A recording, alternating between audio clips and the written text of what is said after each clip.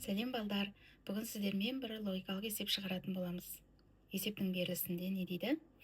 Алманың саны алмұрттың санынан 16 штукке артық. Алма болса тағы да алмұрттың 5 есесі, яғни 5 есесіне артық дейді. Бізге табу керек алманың саны мен және алмұрттың саны қанша дейді. Так, енді есептің берілісіне талдау жасайық. 16 штук артық десе, онда бізге бұл қай амал кетеді? Дұрыс айтасыңдар. Оған кететін амал қосу амалы. Ал бұл жерде 5 есе артық десе, есе деген сан болса, көбейту немесе бөлу амалы кетеді. Бұл жерде артық деп тұрғандықтан көбейту амалы.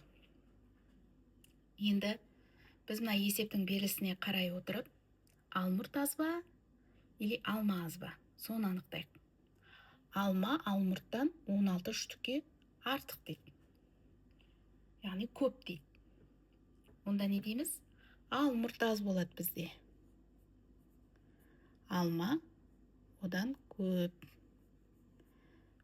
Бұл жерде тағы бір мәселе туындап тұр. Бізге не алманың саны берілмеген, не алмұрттың саны берілмеген. Ендеше біз бұны кесінді әдісімен есептейтін боламыз. Яғни біз бұл жердегі азын бір кесінді деп алайық. Яғни мынау алмұрттың саны болсын. Сосын есептің берілісінде не дейді? Алма алмұрттан 5 есе артық дейді. Онда не істейміз? Ұзынырақ сызамыз, себебі алма көп. 5 есе болса не істейміз бұны? Біз бұны 5 бөлікке бөлетін боламыз. Бірінші бөлік, екінші бөлік, үшінші бөлік, төртінші бөлік, бесінші бөлік. Дұрыс па? Міне. Қандай? Бұл жерде әр бөліктің саны бірдей.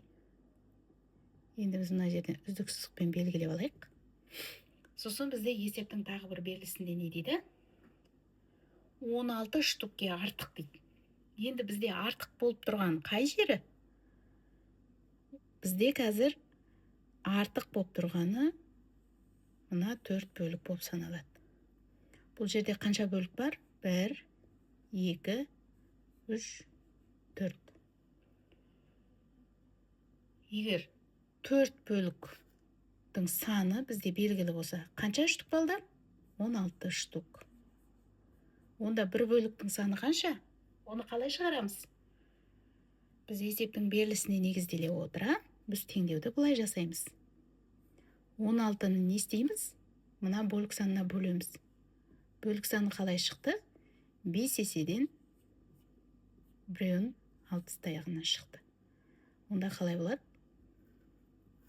16 бөлу 4 тең 16-ны 4-ке бөлсек 4 болады. Онда бізде бір бөліктің саны белгілі ма? Бір бөліктің саны бізде 4 шығып тұр. Онда бізде алмұрт неше болады? 4 штук болады. Алма қалай?